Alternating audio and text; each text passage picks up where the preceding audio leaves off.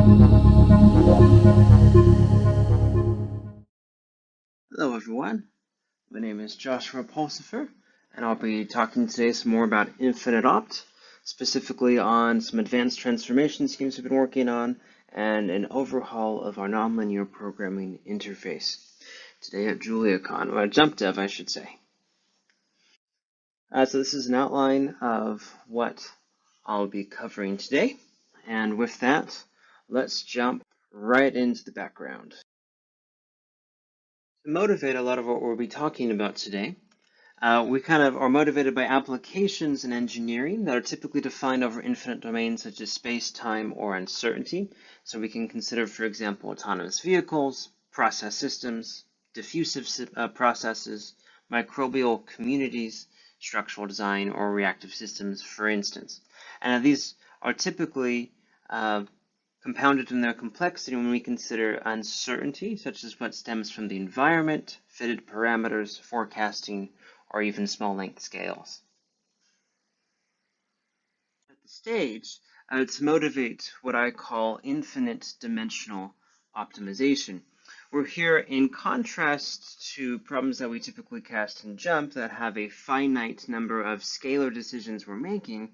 Here we want to determine the best set of decision functions for a given problem. What do I mean by that? Well, we have infinite variables, so variables that are indexed over time or space and or uncertainty, such as in the case of PDE, dynamic and stochastic optimization. And so here we can see on the right some illustrations of us trying to shape these functions or these variables over their indexing space. Essentially, they're manifolds that we're trying to shape, and we have a continuum or infinite number of decisions that we have to make, and these types of problems are typically compounded in their complexity as we consider entities such as risk measures, integrals, derivative type objects, and these kind of make these a challenging class of problems for us to go about modeling and solving. So a lot of my PhD work and what motivated the development of InfiniteOpt was on developing a unified abstraction for these different fields of optimization that are typically treated individually. First, based on this entity that we call infinite parameters. These are simply the parameters that index the infinite domain, so time, space, uncertainty, and combining those domains together gives us sort of what we call the infinite domain of the entire problem. Then we have decision variables that are defined over those domains, parameterized by those infinite parameters. And we have four different types, infinite, semi-infinite, point, and finite. And you can look at the documentation to learn a little more, or look at our paper as referenced below. We also have what we call differential operators that sort of gauge how an expression or variable will change over a certain domain. So we can think of, for example, a derivative or a Laplace operator. We also have what we call measure operators, and these are pretty cool. These essentially denote a general way of summarizing a function over a particular infinite domain. So we can think of, for example, integrating over time or space, or evaluating a risk measure over uncertainty, something like that. An objective function is typically going to use a measure to summarize an infinite cost function to something that's scalar valued and well posed for an optimization problem, and constraints that can be imposed over the scope or certain points of the infinite domain of the problem. And so that was the abstraction we came up with. And this enabled the development of InfiniteOpt here in Julia, a JuMP extension. And what makes it different from a lot of other software and packages that exist out there is it kind of features this unifying abstraction to capture a wide breadth of problems. And it has a really nice symbolic interface, as we'll see momentarily. And it up to this point has fairly performance transformations and representations and expressing these types of problems. And here below I have kind of a table comparing it to some other packages, the closest being Pyomo.dae. And what distinguishes it really is sort of our comprehensive use of integrals and more generally these measure operators, its support of random or stochastic entities in the problem. Moreover, its general use of transformations, as we'll talk about a little bit later today. And building on that last comment, really this was built in a very extensible and modular way. such that we have a very general way of expressing the problem as an infinite model, and then we can have a variety of ways of trying to solve this problem, and we'll talk about that more in the coming slides. So to get an idea of what the syntax looks like, for those of you that haven't seen this yet, in InfiniteOpt, you load in the necessary packages, define an infinite model object, kind of analogous to the way you would define a JuMP model object. Then we add in the infinite parameters of our problem following our symbolic macro-based interface. As you can see here, defining a time and infinite or random infinite parameter. Then we can define variables using just the variable macro extended for our purposes. And to make infinite variables and other variables with their associated properties very concisely. We can define, for example, complex integrals involving integrals or expectations very compactly, and a variety of complex constraints such as these partial differential equation, chance constraint, and point constraint, again, very, very compactly. And then we can optimize it by simply invoking optimize and querying the results as we would with any JuMP model. So using this unifying paradigm to unify formulations across dynamic, PD, constraint, and stochastic optimization in this unifying abstraction as implemented in InfiniteOpt, a lot of my PhD work was in kind of exploiting that representation to get some novel ways of formulating and solving problems. So just a few examples here involve taking like risk measures from stochastic optimization and helping us apply them in dynamic optimization to shape deterministic time trajectories in novel ways. Some cool ways of doing parameter estimation, and even kind of developing new general optimization paradigms, such as what I call random field optimization, which helps us capture uncertainty over space and continuous time using random field theory. And there's some papers and stuff you can check out. So now with that background out of the way, we're talking about kind of the main focus of today, which is on our new nonlinear modeling paradigm behind InfiniteOpt. To motivate this, consider some special properties that these types of problems typically exhibit. So typically they're going to have a modest amount of constraints in this infinite dimensional form as they're parameterized over space or uncertainty, for example, as we see in this little example problem down below.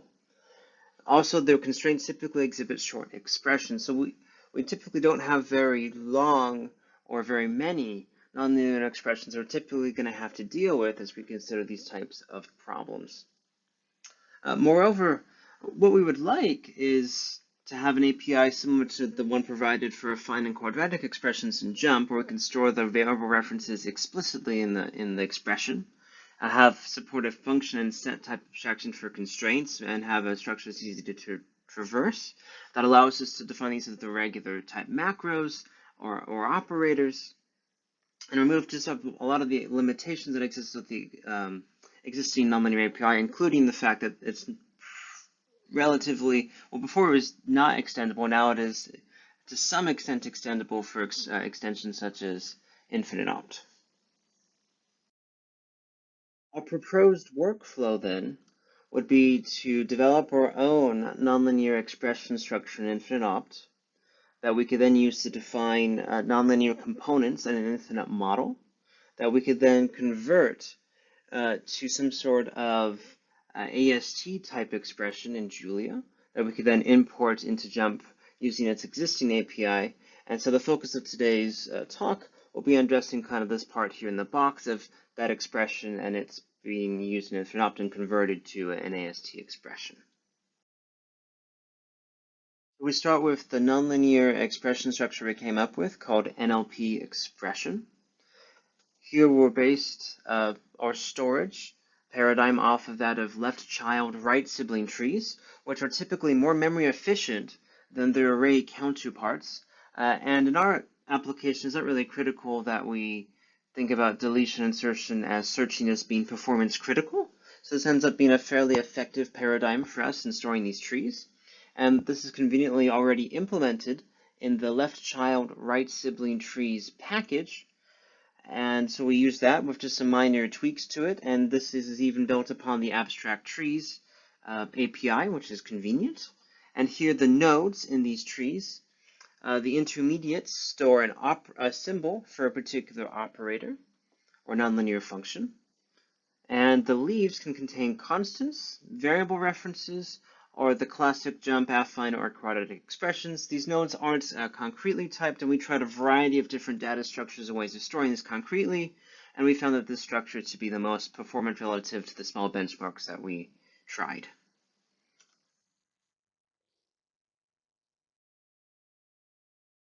So to go about defining these nonlinear expressions, we principally use operator overloading, overloading the basic arithmetic operators such as addition and multiplication and powers, the basic math functions provided by Julia, such as the trig and log functions.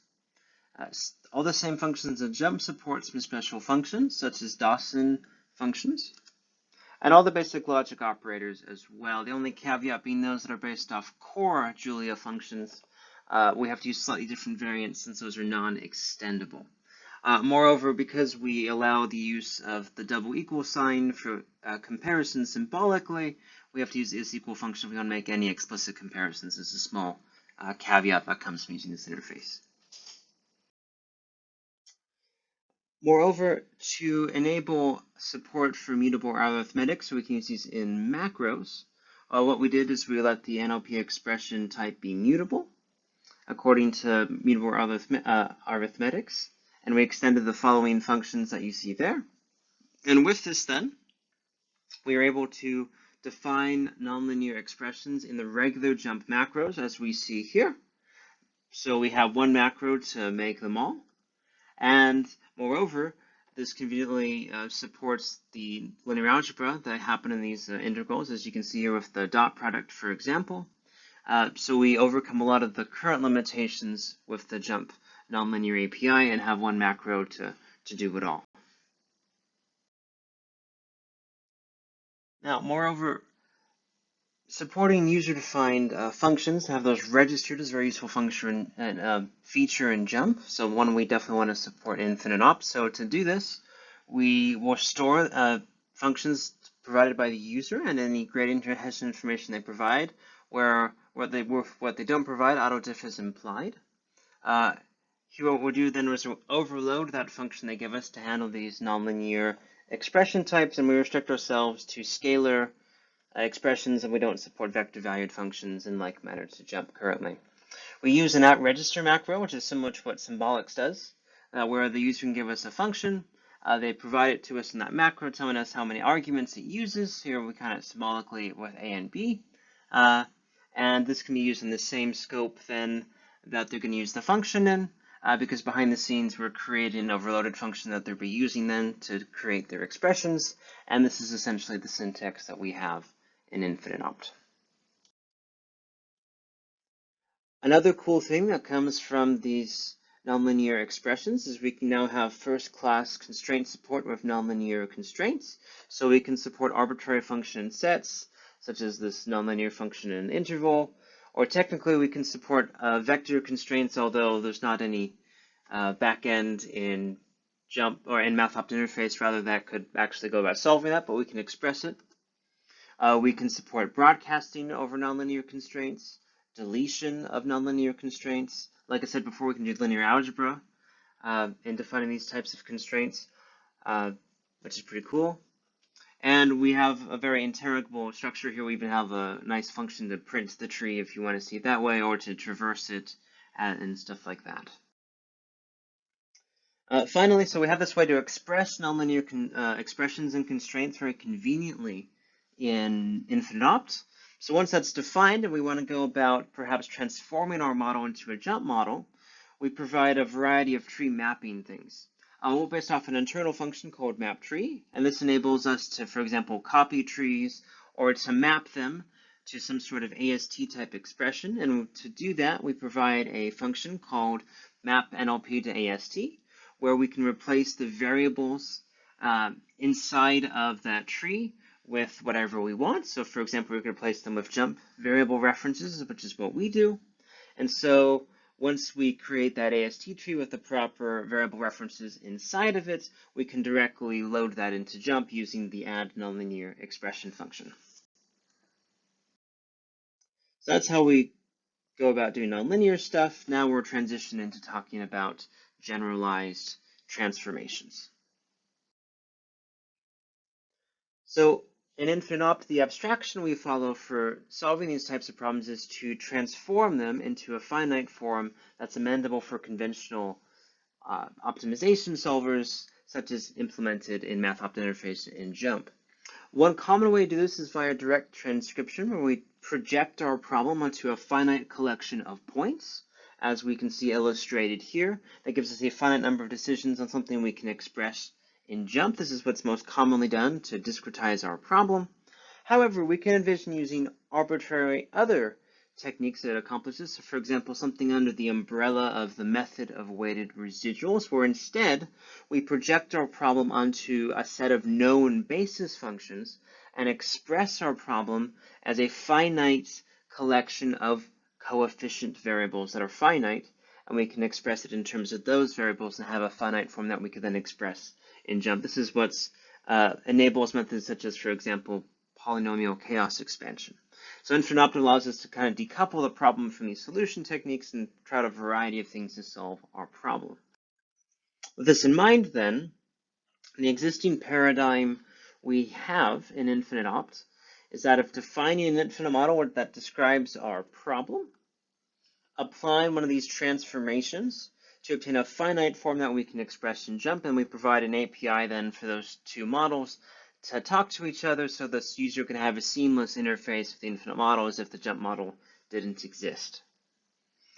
And this API that we provide for this is highly extensible in defining methods that explicitly build JuMP models all at once to solve the problem.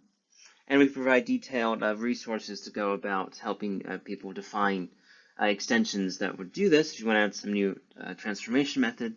By default, we currently have a transcription backend that supports automated transcription using a variety of methods such as orthogonal collocation and Gauss quadrature. And it's quite performant, so if you compare it to just manually transcribing the problem with JuMP, which is error prone, we can see that InfiniteOpt scales nearly linearly and relatively competitively to JuMP over a variety of problem sizes. And so we currently have this sort of success story already. But going forward, we kind of are in the process of overhauling this to support a new, more powerful transformation paradigm. One that will support, for example, partial transformation. So if we just want to transform our model over one of the domains, maybe it involves both, say, time and space, and we just want to transform it over one of those domains, we can modify the model in place, or perhaps make another infinite model that's partially transcribed and make that a new backend, so we can kind of see what it looks like down there. And also have a transformation scheme that supports arbitrary backends, not just necessarily a JuMP model, but maybe we want to interface to something in the SciML library or some sort of Plasmo type backend that has decomposition. So we want to be able to facilitate any type of solution backend and have generic attribute handling to make that possible, such that these solution techniques are fully decoupled from the infinite model and can support complex solution schemes, such as what we see illustrated here below. To get a sneak peek of what this implementation of this transformation interface is going to look like, we featured kind of a generic things that we call transformation attributes, which is information specifically needed by our backend to go about transforming and solving our problem. So here we can specify these incrementally. So we can specify these such as, for example, here the supports or discretization points directly in the macro definition of an object, or in its own function like here we have add supports, or most generically and basically, we can just use the set function with the attribute and the value we'd like it to take. Or support partial transformations, as I mentioned before, using the function called transform over domain to create a new infinite model backend that's been partially transformed, and full transformations with arbitrary backends inheriting from the abstract transformation backend, and we can build that using the classic build transform backend, or simply invoking optimize, which we'll call that behind the scenes, and then we'll have a generic solution API to go about querying the solution from the original model that the user defined.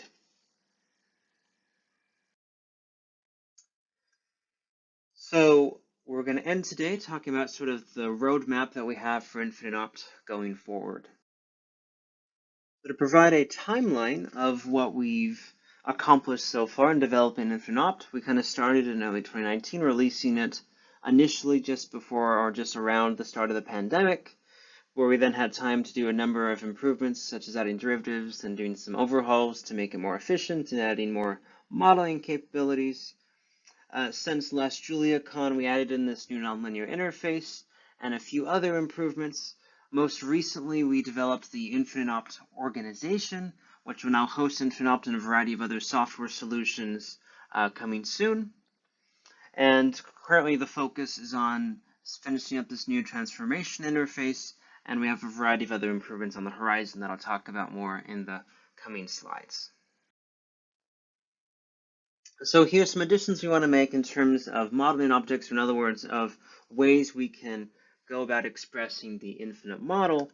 First, we'd like to support non-rectangular domains. So currently the domains we support for infinite parameters are strictly rectangular, or for deterministic parameters.